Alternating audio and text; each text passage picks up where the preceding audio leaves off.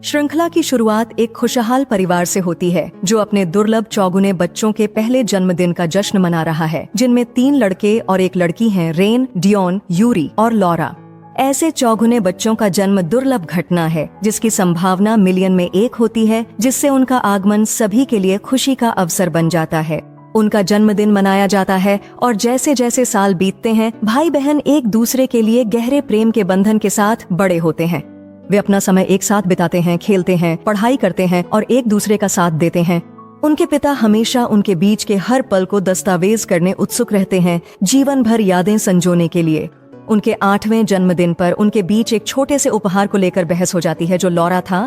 सभी उस उपहार खींचते हैं। उनके माता पिता समाधान के लिए हस्तक्षेप करते। उनकी माँ उन्हें याद दिलाती हैं कि उन्हें कभी भी लड़ाई या नाराजगी नहीं रखनी चाहिए, क्योंकि उनका बंधन महत्वपूर्ण चीज है जिसे टूटने नहीं देना चाहिए। फिर वह कहती हैं कि वे एक समूह गले लगाएं और उनके पिता उस भावुक पल को कैद कर लेते हैं। वे जश्न मनाना जारी रखते हैं। हर भाई बहन एक इच्छा करता है। रेन, जो सबसे बड़ा है, एक दिन राष्ट्रपति बनने की इच्छा करता है ताकि वह देश को सुधार सके और उनके सपनों को पूरा कर सके। डायोन अपनी खुद की दुनिया जीतने की इच्छा करता है। यूरी चाहता है उसके पास अपना बिस्तर हो और लॉरा अपनी माँ को समर्पित करती है, स्वीकार करते हुए कि उन्होंने 8 साल पहले उन्हें जन्म देने में कितनी मुश्किलें झेलीं। उनकी माँ भावुक हो जाती है, अपने बच्चों के खुश और सुरक्षित होने की कामना करती है। साल बीत जाते हैं और चौगुने बच्चे एक घर में माता पिता के साथ बड़े होते हैं। एक सुबह रेन अपनी दैनिक दिनचर्या में दौड़ने जाता है। वापस आते समय वह देखता है कि एक अजीब लड़की उनके सामने खड़ी है और एक मूविंग ट्रक से अपना सामान उतार रही है। बिल्डिंग का दरबान उसे बताता है कि वह एक हाई स्कूल की छात्रा है जो अकेले एक अपार्टमेंट में रहने आई है। रेन को पता चलता है वह उसके बगल में रह रही है। दरबान उसे रेन से मिलवाने की कोशिश करता है। वह एक मेहनती और प्रतिभाशाली छात्र है जो पढ़ाई में मददगार है। वह परिचय नजरअंदाज करती है और अंदर चली जाती है। रेन लिफ्ट में जाकर मदद की पेशकश करता है, पर वह मना कर देती है। उसे पसंद नहीं कि कोई छुए। जब वे अपार्टमेंट्स पहुंचते हैं, रेन उसे बताता है कि वे पड़ोसी हैं, किसी जरूरत हो तो पूछें। वह उसे नजरअंदाज करती है और अपने अपार्टमेंट में चली जाती है। रेन अपने अपार्टमेंट में लौटता है और अपने परिवार को नई लड़की के बारे में बताता है जो अभी अभी बगल में रहने आई है, सुंदर और आकर्षक है। डियोन को एहसास होता है कि वह प्रशिक्षण में देर हो गई है, इसलिए वह बिना नाश्ता किए बाहर निकल जाता है। जब रेन लड़की के पास गुजरता है तो वह देखता है कि उसने बालकनी का दरवाजा खुला है। वह रुकता है जब बाल बांधती और तैयार होती है। उसकी सुंदरता से मंत्रमुग्ध होकर वह मोहित हो जाता है जब वह उसे देख नहीं लेती। शर्मिंदा होकर वह पीछे हटता है। गलती से दरवाजे एक तस्वीर के फ्रेम को गिरा देता है जिससे वह टूट जाता है। लड़की बाहर आती है नाराज। डायोन वादा करता है बदलने और भरपाई का, लेकिन वह मना कर देती है। इसे वैसे भी फेंकने की योजना बना रही थी। वह टूटी हुई कांच को साफ करने की पेशकश करता है, लेकिन वह मना कर देती है। निराश वह चला जाता है। उसी समय लड़की की माँ इमारत में आती है और दरबान से ऊपर जाने देने के लिए कहती है। ये पता चलता है कि लड़की का नाम कोई है। उसकी माँ उसे नीचे आते देखती है। वह पुकारती है, लेकिन कोई अनदेखा कर देती है। पास खड़ा रेन इस बातचीत को देखता है जैसे कि वह कोई से कुछ कहना चाहता हो, लेकिन वह बस उसे चुपचाप देखती है और चली जाती है। उसकी माँ देखती है और कोई से उसके बारे में पूछती है, लेकिन कोई कहती है वह उसे नहीं जानती, बस पड़ोसी है। कोई और उसकी माँ एक साथ आते हैं। उसकी माँ पूछती है कि वह कैसे बस रही है, तो कोई ठंडे स्वर में कहती है कि उसकी उपस्थिति अनावश्यक है। फिर भी उसकी माँ रुकती है जबकि कोई स्कूल के लिए तैयार होती है। फिर कोई पूछती है कि क्या वह उसके साथ जाएगी, लेकिन उसकी माँ बताती है कि वह गर्भवती है और उसे आराम की जरूरत है। कोई स्कूल के लिए निकलती है और अपनी नई कक्षा में पहुंचती है, जहां शिक्षक उसे कक्षा से परिचित कराते हैं। पता चलता है कि रेन और उसके भाई बहन डियोन और यूरी उसी कक्षा में हैं। वे उत्साहित हैं कि वह उनके साथ पढ़ाई करेगी। उम्मीद है इससे समय के साथ वे उसके करीब आ सकेंगे। साइड्स शिक्षक रेन से कहते हैं वह कोई को स्कूल और इसके विभिन्न क्षेत्रों से परिचित कराने में मदद करे, क्योंकि वह नई है और उसे यहाँ का रास्ता नहीं पता। रेन कोई के साथ चलता है और स्कूल की सुविधाओं से परिचित कराना शुरू करता है, लेकिन वह उसे जल्दी ही रोक देती है। कहती है कि उसने कभी उसकी मदद नहीं मांगी। फिर वह चली जाती है उसे पीछे छोड़कर। ब्रेक के बाद कोई कक्षा में लौटती है और अंदर केवल यूरी को पाती है। वह उससे पूछती है कि बाकी छात्र कहाँ हैं, लेकिन वह जवाब नहीं देता। तभी यूना नाम की एक लड़की कमरे में प्रवेश करती है और कोई को बताती है कि उनके सहपाठी संगीत की कक्षा में हैं। फिर वह कोई को बाहर ले जाती है और बताती है कि यूरी ने हाल ही में हुए एक दर्दनाक अनुभव के कारण पूरे 1 साल से बात नहीं की है। कोई उसके प्रति सहानुभूति प्रकट करती है। संगीत कक्षा में यूरी ऊँघता है और एक लड़की को पुल से नदी में कूदते हुए सपने में देखता है। कक्षा के बाद डोयुन और रेन यूरी को जगाते हैं और उसे बताते हैं कि वे स्कूल के बाद एक साथ बर्गर खाने की योजना है। हालांकि यूरी कृत्रिम बुद्धिमत्ता का उपयोग करके संवाद करता है, उन्हें यह बताने के लिए कि वह शामिल नहीं हो सकेगा या वह चला जाता है। स्कूल के बाद बर्गर रेस्टोरेंट के बाहर खड़ी होती है, अंदर जाने में झिझकती है। वह मुड़कर जाने लगती है। रेस्टोरेंट का मालिक उसे देखता है और उसे अंदर आने के लिए सादर आमंत्रित करता है। वह उसका ऑर्डर लेता है। एक छोटी लड़की रेस्टोरेंट में प्रवेश करती है। पता चलता है कि वह उसकी बेटी है। लड़की अपने स्कूल के दिन के बारे में विवरण साझा करती है और उसके पिता ध्यान से सुनते हैं, स्नेह के साथ प्रतिक्रिया देते हैं। उनकी बातचीत देखते हुए कोई उदासी महसूस करता है, लेकिन इसे छिपाने की कोशिश करता है। भावनाओं से अभिभूत होकर वह बिना खाना लिए मेज पर पैसे रखती है और अचानक चली जाती है। उसी समय डोयुन और रेन योजना के अनुसार रेस्तरां में आते हैं और कोई के व्यवहार से आश्चर्यचकित होते हैं। रेन बाहर जाता है और बताता है कि वह गलत था, लेकिन वह चिल्लाती है, हमेशा धर्मी होने का नाटक करने का आरोप लगाती है। घर की ओर बढ़ती है। इमारत पर पहुंचने पर सौतेला पिता बाहर इंतजार करता मिलता है। वह उसकी माँ को डांटता है। वह देखती है कि उसकी माँ नीचे आ रही है, साथ जाने को तैयार। वे दोपहर के भोजन के लिए आमंत्रित करते हैं, लेकिन वह मना कर देती है और माँ से कहती है कि वह मिलना बंद कर दे। वह इमारत में प्रवेश करती है, लिफ्ट लेकर अपने अपार्टमेंट तक जाती है। वह अप्रत्याशित रूप से यूरी को अंदर पाती है। वह अपने फ्लोर पर बाहर निकलता है, लेकिन कोई छत तक जाती रहती है। रेलिंग के पास खड़े होकर यूरी आकाश की ओर देखता है और सदमे में आ जाता है। वह सपनों में देखी गई उसी लड़की को पुल पर खड़ा देखता है।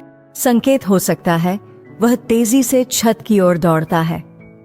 इस बीच कोई छत पर पहुंचती है और दर्दनाक बचपन की यादों से भर जाती है। वह याद करती है जब उसके पिता ने उसे छोड़ने का निर्णय लिया। छोटी लड़की के रूप में उसने रोकने की कोशिश की, रुकने की विनती की। उसने वादा किया कि वह लौटेगा, लेकिन उसकी माँ ने उसे डांटा। जब उसने छोड़ने का मन बना लिया तो झूठी उम्मीद न दे। आखिरकार उसके पिता बिना कुछ कहे चले गए, जबकि कोई रोती रही और उन्हें पुकारती रही, उम्मीद करती रही कि वह वापस नहीं आए। यह स्पष्ट हो जाता है कि कोई छत पर अपनी जान देने के इरादे से गई थी। वह दर्द अपने साथ लिए चल रही है। हालांकि जैसे ही वह कुछ करने वाली होती है, यूरी वहां पहुंचता है और उसे रोक लेता है। उस तीव्र क्षण में यूरी यह जानकर चौंक जाता है कि उसने 1 साल में पहली बार उसका नाम पुकारा। कोई आश्चर्यचकित होकर पूछती है, वह क्या कर रहा है? वह बस उसे बताता है कि वह उसका पड़ोसी है और उसी क्षण उसे एहसास होता है कि रेन और डोयोन उसके भाई हैं। फिर यूरी को इसे पूछता है कि उसने इतनी कम उम्र में कुछ इतना कठोर करने की क्यों सोची। वह उसे टाल देती है, यह उसकी चिंता की बात नहीं है, लेकिन वह दृढ़ता से उसे बताता है कि उसे अकेले अपने भाग्य का निर्णय करने का अधिकार नहीं है। लोग उसकी चिंता करेंगे। कोई निराशा से भरी हुई उससे कहती है कि कोई उसकी परवाह नहीं करता। यूरी वादा करता है कि अब से वह हमेशा उसके लिए रहेगा और हमेशा उसकी चिंता करेगा। फिर वह वादा करने को कहता है कि वह फिर ऐसा नहीं सोचेगी। घर पर यूरी के भाई के बारे में बात करना जारी रखते हैं और उनकी माँ को अजीब लगता है कि वह कम उम्र में अकेली रहती है। इस बीच यूरी अपने परिवार से अपना रहस्य छुपाए रखता है। वह अभी भी मूक है। अगली सुबह रेन उस फ्रेम की हुई तस्वीर पर ठोकर खाता है जिसे कोई ने कूड़ेदान में फेंक दिया था। उसकी हैरानी की बात है कि तस्वीर में जो आदमी है वही बर्गर रेस्तरां का मालिक है, वही जगह जहां कोई ने पिछले रात छोड़ा था। उसे एहसास होता है कि वह आदमी उसका पिता होना चाहिए।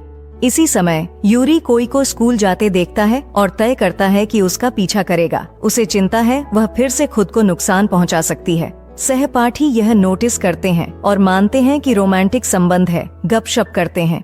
यूरी उसी मेज पर कोई के साथ बैठता है, नजर रखते हुए। उसके भाई उसे देखते हैं, वे भी शामिल होते हैं।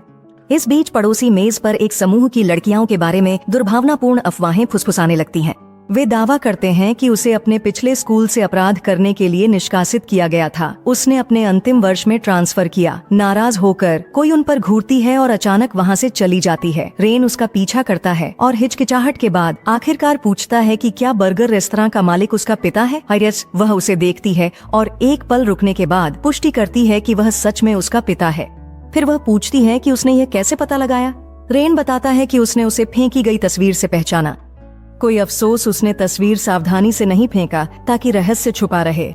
फिर वह रेन से वादा कराती है कि वह उसके पिता के बारे में किसी को नहीं बताएगा। वह रात में छुपकर निकलता है। स्कूल के बाद घर जाते समय वह देखती है कि यूरी उसका पीछा कर रहा है। वह रुकती है और सीधे उससे पूछती है कि वह उसका पीछा क्यों कर रहा है। वह उसके लिए चिंतित है, लेकिन वह उसे नजरअंदाज कर देती है। जासूसी करना बंद करे क्योंकि यह उसे परेशान करता है। वह नहीं समझेगा कि वह किस दौर से गुजर रही है। वह प्यार भरे परिवार में बड़ा हुआ, गर्मी और शांति से घिरी हुई, जबकि उसने कभी ऐसी जिंदगी नहीं जानी। इसके साथ वह चल देती है, यूरी को पीछे छोड़ते हुए। दूर से डॉयन और रेन उनकी बातचीत को देखते हैं और हैरान रह जाते हैं। यूरी ने बात की। वे असमंजस में हैं, यह नहीं जानते कि इस बारे में उससे कैसे बात करें, खासकर जानकर उसने जानबूझकर छुपाया। घर कोई सुपरमार्केट में किराने का सामान खरीदने के लिए रुकती है। वह बाहर निकलती है, यूना से टकरा जाती है। उसकी सहपाठी है, उससे बातचीत शुरू करती है।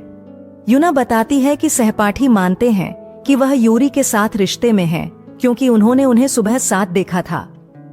कोई इनकार करती है और बताती है कि यूरी उसका पीछा कर रहा था। फिर वह यूना से पूछती है कि उसने ऐसा क्यों सोचा, जिस पर यूना जवाब देती है कि यूरी बोलता नहीं। कोई उसकी प्रतिक्रिया पर हैरान है और बताती है कि वह पहले से ही यूरी की स्थिति जानती है और उसने उसके और उसके भाइयों के बारे में क्या सीखा है। बात करते समय कोई हैरान होती है कि केवल 3 भाई हैं, लेकिन यूना उसे सुधारती है। बताती है कि उनके पास वास्तव में एक चौथा भाई भी था, एक बहन जिसका नाम लॉरा है। कोई सोचती है लॉरा किसी और क्लास में होगी, वह उससे नहीं मिली। हालांकि यूनिस उसे चौंका देती है जब वह बताती है कि लॉरा ने पिछले साल सचेत रूप से नदी में अपनी जान ले ली।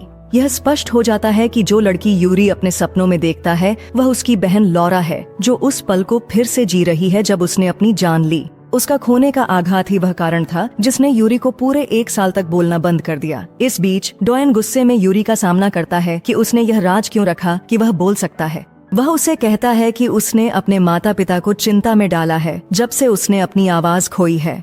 रेन डॉयन को शांत करने की कोशिश करती है, लेकिन डॉयन गुस्से में है। क्यों पूछता है। यूरी वह अकेला था जो लॉरा की मृत्यु पर शोक मनाते समय बोलना बंद कर दिया। यूरी मानता है कि लॉरा की मृत्यु के बाद से वह दोषी महसूस करता है। वह मानता है कि यही कारण है कि यह हुआ। घटना के दिन लॉरा ने कहा, रुके, बात करे। उसके पास उसे बताने के लिए कुछ महत्वपूर्ण था। हालांकि उसने उसे नजरअंदाज कर दिया। उसे बताया कि वे बाद में बात करेंगे। संगीत रिहर्सल चला गया। जब वह रिहर्सल में था, उसे उस घटना की भयानक खबर मिली। जब वह घटना स्थल पर पहुंचा तो उसने देखा कि उसके माता पिता और भाई टूट चुके थे और वह अपराधी था। वह सोचने लगा कि अगर वह बस रुककर उससे बात करता तो शायद वह उसे बचा सकता था।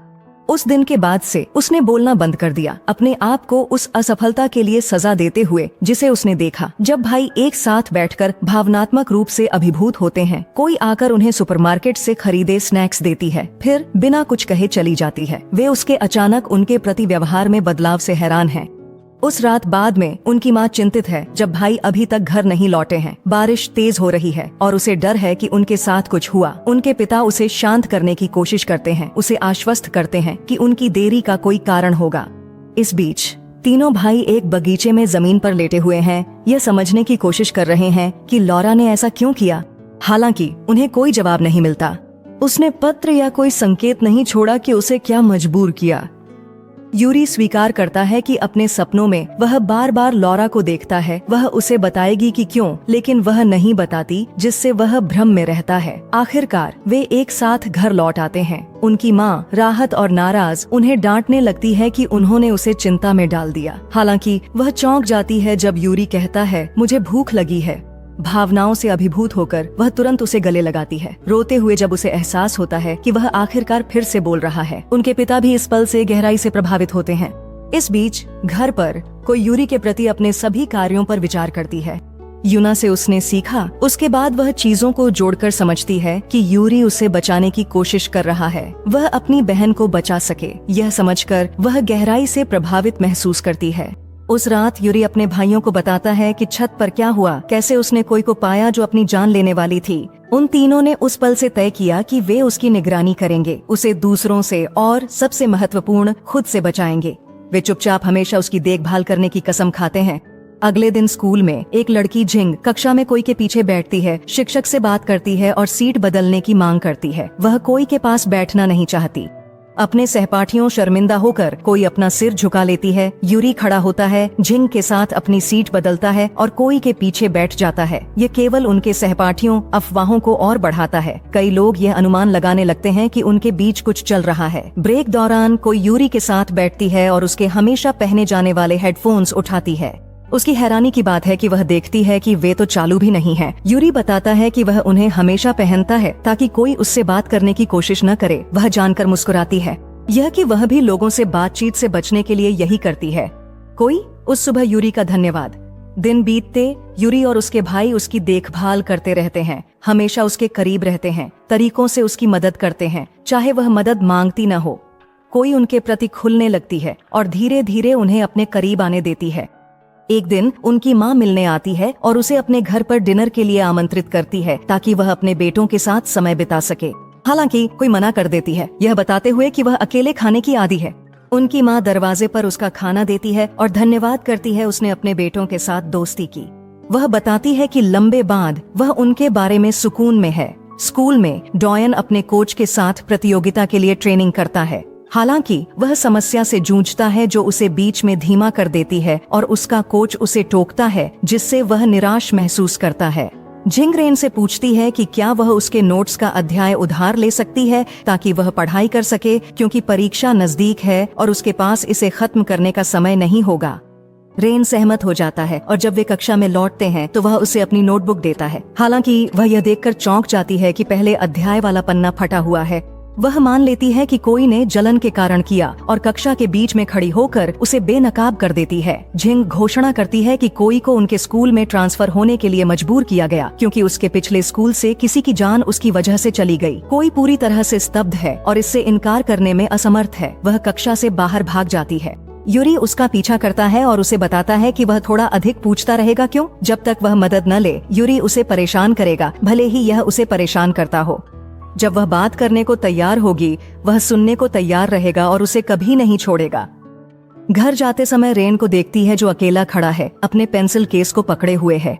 वह मानती है कि वह धूम्रपान करता है, लेकिन अंदर देखती है उसे नोटबुक का पन्ना मिलता है, वही पन्ना जिसे जिंग ने उसे फाड़ने का आरोप लगाया था। वह उससे पूछती है कि उसने ऐसा क्यों किया और बारिश पिछले साल की घटना के दिन के बारे में खुलकर बताता है। उस दिन लॉरा स्कूल में किसी बात को लेकर परेशान दिख रही थी। बारिश ने योजना बनाई थी कि क्या गलत है। हालांकि बाहर जाते समय जिंग ने उसे बुलाया और उसके अध्ययन नोट्स चाहे। वह उसके साथ कक्षा में वापस चला गया, जिससे लॉरा को अकेले घर जाना पड़ा। जब तक वह उसे ढूंढने के लिए वापस आया, वह पहले ही गायब हो चुकी थी। इसके कुछ ही समय बाद त्रासदी घटित हुई। इसी कारण से वह अब जिंग की मदद करने से इनकार करता है। कोई उसके दर्द सहानुभूति बताती है कि वह भी दुख छुपाए है, जिसे वह नहीं करती। वह नोट करती है कि वे एक जैसे हैं और उसे सांत्वना देती है। रात में जब कोई खाना बना रही होती है, दरवाजे की घंटी बजती है। दरवाजा खोलते ही वह खतरनाक पुरुषों को देखकर भयभीत हो जाती है। वे तुरंत अंदर घुस जाते हैं और उसे धमकाते हैं। वे स्पष्ट कर देते हैं कि चाहे वह कितनी भी दूर भागे या कहीं भी चली जाए, वह उनसे कभी नहीं बच पाएगी। वे उसे उसके अतीत से जानते हैं। वे उस पर हमला करते हैं जिससे वह घायल हो जाती है।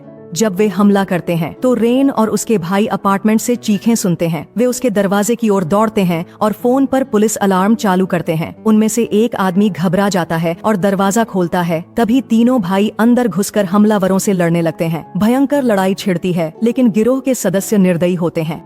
वे भाइयों की संख्या से अधिक और ताकत में भारी पड़ते हैं। कोई उन्हें अपनी समस्याओं में खींचने के लिए जिम्मेदार है। निराशा में देखती है, करने में असमर्थ। अचानक उनकी माँ एक स्टन गन के साथ पहुँचती है। उसे देखकर घुसपैठिए डर जाते हैं और तुरंत भाग जाते हैं।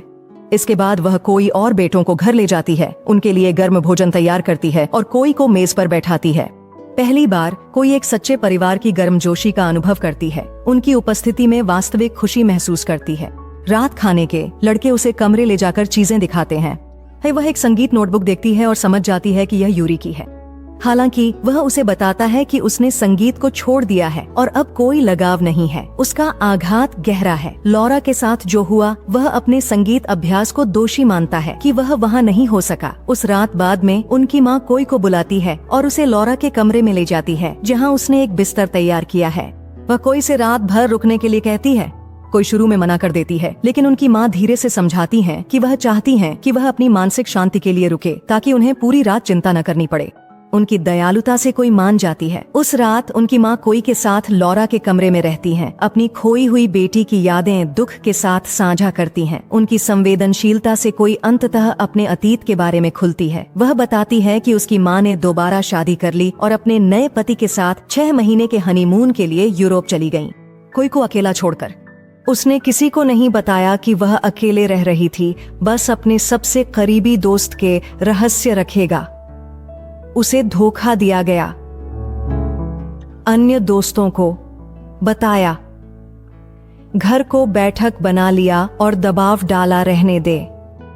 यह पता चला कि वही लोग जिन्होंने पहले उस पर हमला किया था, वे उसी समय के लोग थे।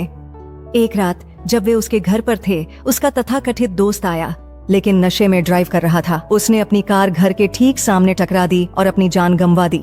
इस वजह से उसे दोषी ठहराया गया और स्कूल बदलने के लिए मजबूर हुई। यह सुनकर रेन की माँ कोई द्वारा सहन किए गए अन्याय और पीड़ा से हिल जाती है। वह उसे गले लगाती है, क्योंकि कोई अपनी भावनाओं को और अधिक रोक नहीं पाती। टूट जाती है, चिल्लाते रोते उस असहनीय दर्द से जो उसने इतने लंबे समय से दबा रखा था। रेन और उसके भाई दूसरे कमरे से उसकी चीखें सुनकर उसके लिए गहरे दुख से भर जाते हैं। अगली सुबह वे सभी नाश्ता करते हैं, एक परिवार के रूप में शांतिपूर्ण क्षण साझा करते। कोई ना पहली बार सुरक्षा और अपनापन महसूस करती है। उनके पिता, वह उनके साथ कितनी सहज है, मजाक करते हैं कि उनके परिवार में एक और सदस्य बढ़ गया है। बाद में वह माँ के साथ बगीचे में बैठती है और वह उनके बेटों से ईर्ष्या करती थी। वे एक दूसरे के साथ होते थे। वह स्वीकार करती है कि वह अकेलेपन में पैदा हुई थी और जीवन अकेले बिताया है। उसने अपनी माँ से कहा कि अब कुछ ऐसा पा लिया है जिसके लिए लोग ईर्ष्या करेंगे। जब उनकी माँ पूछती हैं कि वह क्या है, तो कोई मुस्कुराते हुए जवाब देती है, अब मेरे पास एक प्यारी माँ है जो मेरी परवाह करती है। भावनाओं से अभिभूत होकर उनकी माँ उस क्षण कोई में लॉरा को देखती है। मानती हैं कि किस्मत ने किसी उनके जीवन में लाया ताकि वह अपनी बेटी को देख सकें और उसे वह प्यार दे सकें जो लॉरा को नहीं दिया। माँ अपना जीवन संवारने लगती हैं, चीजों को बंद कर दी थीं। जैसे उनकी मानसिक स्थिति में सुधार होता है, वह रोजमर्रा की गतिविधियों में खुशी पाने लगती है। अगले दिन कोई यूरी के साथ होती है और उसे संगीत गाने के लिए मनाने की कोशिश करती है। यूरी उसे बताता है कि उसने संगीत के दरवाजे बंद कर दिए हैं और वह कभी वापस नहीं जाएगा। रात चारों एक साथ बैठते हैं और डोएन उन्हें यह घोषणा करके चौंका देता है कि उसने दौड़ ट्रेनिंग छोड़ दी है और वह बड़ी दौड़ में भाग नहीं लेगा जिसके लिए तैयारी कर रहा था। वह स्वीकार करता है कि जब दौड़ता है तो सोचता है कि लॉरा उसके सामने बैठी है, उसे प्रोत्साहित कर रही है। यह स्मृति उसे विचलित कर देती है। वह दौड़ के बीच में ही रुक जाता है और आगे नहीं बढ़ पाता।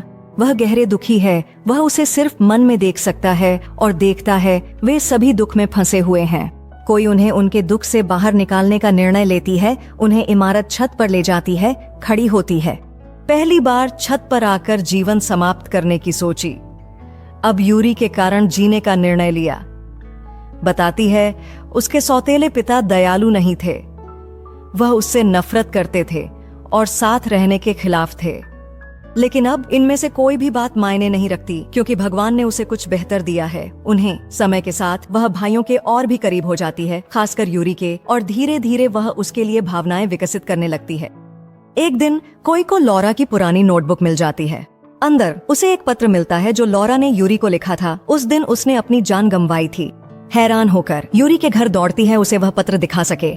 पता चलता है कि लॉरा ने उसके पसंदीदा बैंड का टिकट खरीदा था। उसने लिखा कि वह कई सालों से पैसे बचा रही थी, थोड़ा थोड़ा करके, सिर्फ यह खरीदने के लिए। उसने यह भी कहा कि वह रेन और डोयुन को न बताने के लिए कहे, क्योंकि वह नहीं चाहती थी कि उन्हें लगे कि वह उसे तरजीह दे रही है या उन्हें महसूस हो कि उन्होंने पर्याप्त नहीं किया। टिकट के साथ उसने एक गाना भी लिखा था जो उसने सिर्फ उसके लिए तैयार किया था। अपने संदेश में उसने उसे संगीत के प्रति अपने जुनून को जारी रखने के लिए प्रोत्साहित किया, उसे पूरे दिल से समर्थन दिया। जब यूरी उसके शब्द पढ़ता है और कॉन्सर्ट टिकट देखता है तो वह दुख से भरकर रो पड़ता है। वह अंततः समझ जाता है कि जब लॉरा ने उसे पुकारा था, उससे पहले कि वह अपने रिहर्सल के लिए निकले, वह केवल उसे टिकट और पत्र देना चाहती थी, लेकिन उसने उसे अनदेखा कर दिया और चला गया। अगले दिन रेन बर्गर रेस्टोरेंट जाता है और कोई के पिता से मिलता है। वह उसे सब कुछ बताता है जो हुआ है। स्कूल से निकलते ही वह देखती है कि उसके पिता बाहर इंतजार कर रहे हैं। वह उसके साथ चलता है, जीवन में फिर से शामिल होना चाहता है। रेन दूर से देखता है, खुश होता है कि वह उन्हें मिलाने में सक्षम था। डॉयोन दौड़ में भाग लेता है, कोई और उसके भाइयों द्वारा प्रोत्साहित होता है और रेन कोई को देखकर खुश होता है। और यूरी अंततः लॉरा के शब्द पढ़ने के बाद संगीत की ओर वापस लौट आता है। उनमें से प्रत्येक अपने जीवन में आगे बढ़ने और अपने सपनों का पीछा करने के लिए शुरू करता है। कुछ समय बाद यह डॉयोन, रेन और यूरी का जन्मदिन है। उनकी माँ उनके उत्सव के लिए मिठाई खरीदने के लिए एक बेकरी जाती है। उसी समय कोई की माँ भी उसी बेकरी में होती है। वह अनायास ही उल्लेख करती हैं कि आज उनकी बेटी का भी जन्मदिन है। हालांकि रेन की माँ यह नहीं समझ पाती कि कोई उनकी बेटी है। माँ उसे घर पर मिलने आती हैं और उसके लिए मिठाई देती है।